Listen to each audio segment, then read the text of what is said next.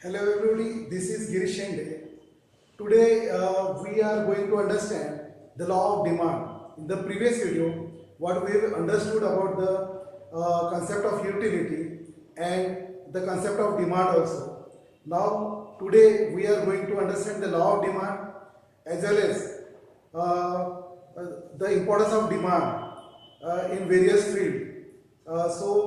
This topic is very important in microeconomics and to understand macroeconomics also.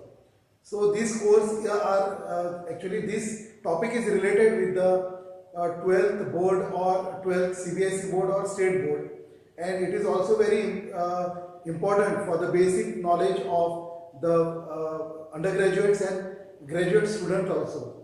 For in MBA also it is very important. For CFA also it is very important, which is a course from America, and of course it is very important from the point of view of CA, CS. So this topic holds very importance, and now I will explain you what is law of demand, and we will also see. I am going to demonstrate the schedule as well as the graph how it is made. So the law of demand, what it states. Let's see the law of demand, statement of law. What is the statement of law? Here it is written by the Alfred Marshall in his book. It is known as Principle of Economics. So Alfred Marshall has written a book. It is called Principle of Economics, and in his book, law of demand is stated. So what is the law of demand? Law of demand says that, according to Alfred Marshall, other things being constant. So this statement is very important because it holds good only when other things remain same, or we can say the constant. So other things being constant, the higher the price of the commodity, smaller is the quantity demanded. Again I repeat, other things being constant, higher the price of the commodity, smaller is the quantity demanded, and lower the price of the commodity, the larger is the quantity demanded. So these statements show that there is inverse relationship between the price and demand. As we know, everybody has experienced that when the prices goes up, the demand falls, and when the prices goes down, the demand increases. So there is an inverse relationship between the demand and price. We are going to see here how the schedule is prepared. Before that, I will explain you the functional relationship between the demand and price, how it is written. So it is written by the Alfred Marshall, economist. He is a great economist, and he has given the functional relationship by writing D is equals to F of P, that is function of price. So demand is equals to function of price, and this function shows the inverse relationship between the demand and price. When the price increases, the demand falls, and the price decreases, then the demand rises. So there is an inverse relationship between. So how the inverse relationship is made, I will explain in the schedule and well as in the graph also. So I am drawing here the schedule, how the schedule is made here. Suppose I have two columns. I have written here two columns. One is of, let's suppose this column contains price of, I take a commodity like mango. So price of mango, price of mangoes per kg, price of mango per kg, and here I am writing demand for mangoes in kg, demand for mangoes in kgs. So let's take for example, if the price of mango per kg is 50 rupees, so it is the higher price. Now the price will decrease one by one. I am going to write 50, then it decreases to 40, then it becomes 30, then 20 and 10. How the price of mangoes per kg is decreasing in the first column, and the quantity demanded by the consumer will be written on the second column. So when the prices are high, the demand will be very less. That is 1 kg of mango the customer will demand. Now if the price reduces to 40, there will be 2 kgs of mango the customer will demand. Similarly, if it again reduces by 10 rupees, it comes to 30 rupees, then the mangoes will be demanded more, that is 3 kg. Likewise, when the price becomes 20 rupees, it again falls by 10 rupees, the mangoes will be demanded, that is 4 kg.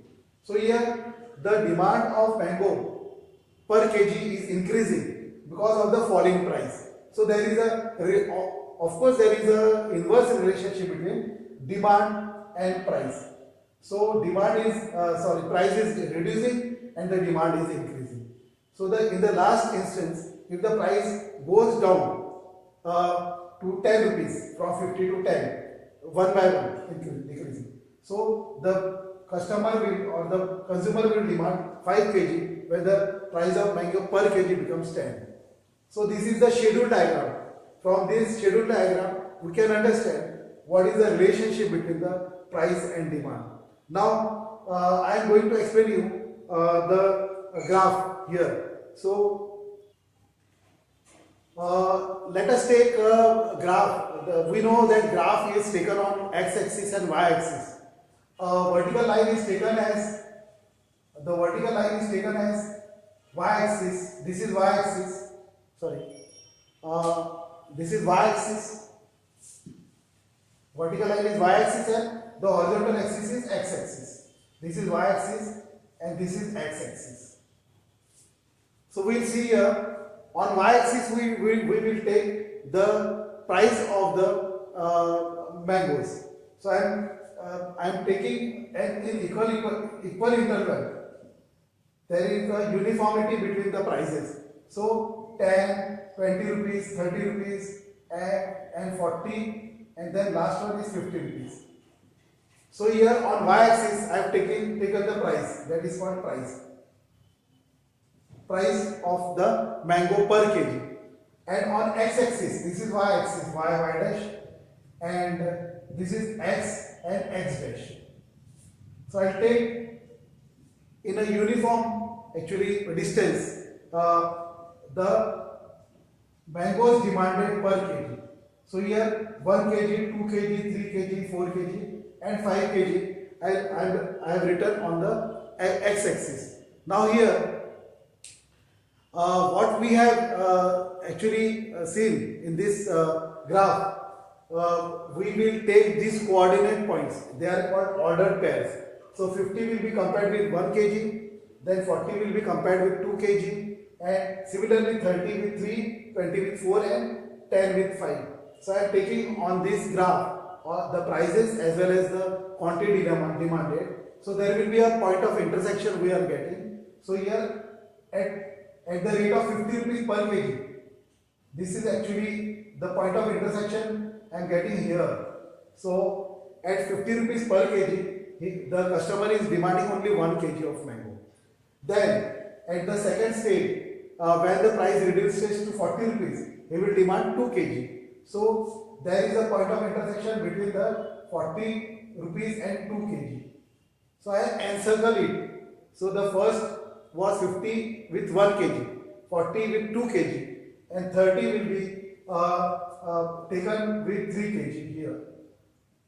So similarly, I will take 20 when the price becomes 20 kg, then the 4 kg will be demanded here, and the price becomes 10 kg, then 5 kg will be demanded. If I join these points, I get a straight line. It is from left to right. So it is a negative slope. It is going down. So it indicates when I say that there is a negative slope, then of course there is a relationship between the demand and price. Inverse relation is there. So the negative slope indicates that there is an inverse relationship between the demand and price, and it is from left to right. So there are two things we have to remember. The demand curve is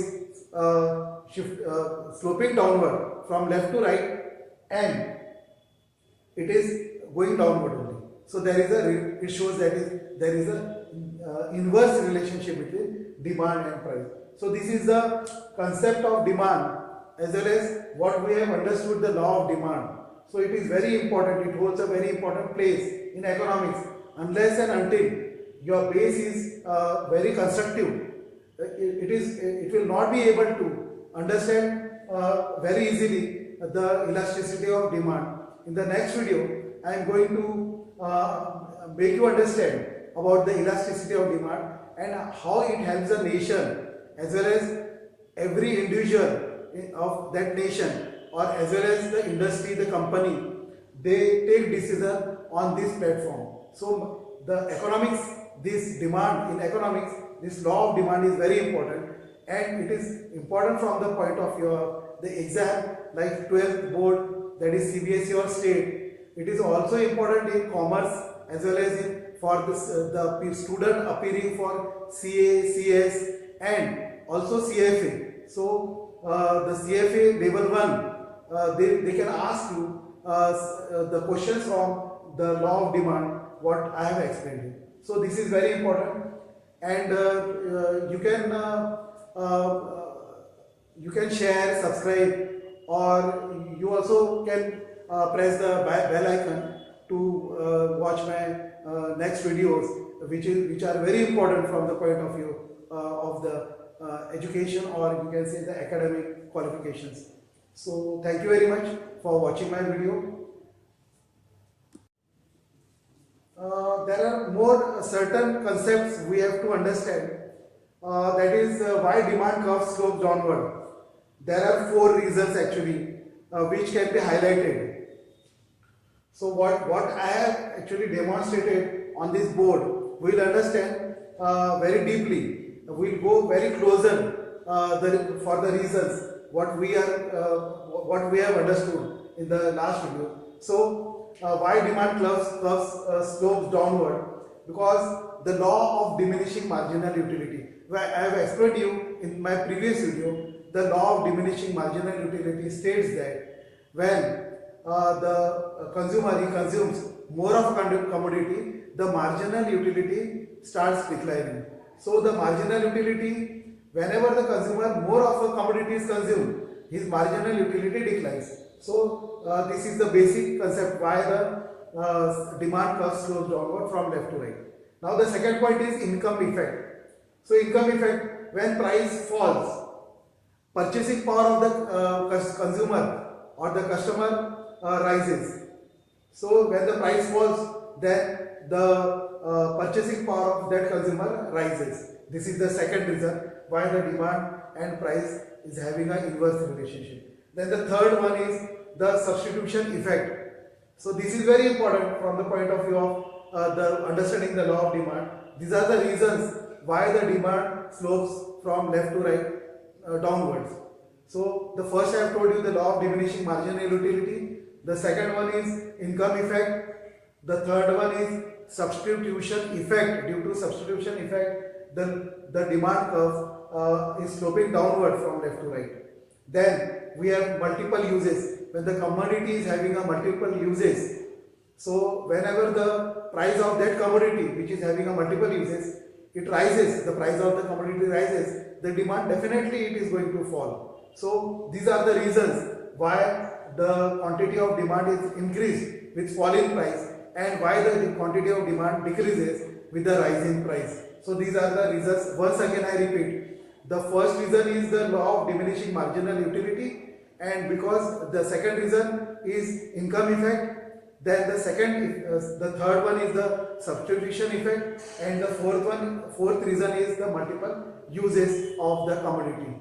So thank you very much for watching my video, and you can share, subscribe my video, and you can press the bell icon to watch my further videos which I am going to explain you in the next video. So thank you very much all of you.